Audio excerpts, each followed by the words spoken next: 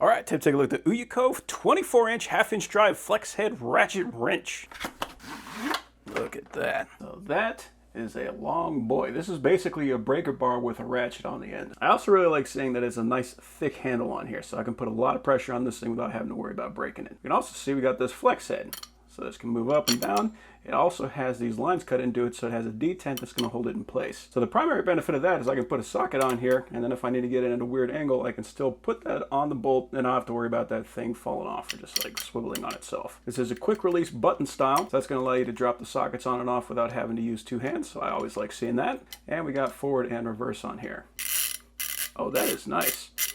I believe this is a 72 tooth. Yeah, 72 tooth, but it feels like a much nicer ratchet than that.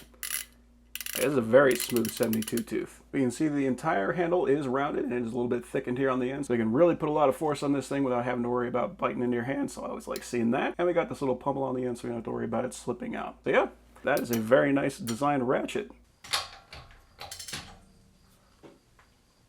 Oh yeah, that is so easy with a 24-inch bar.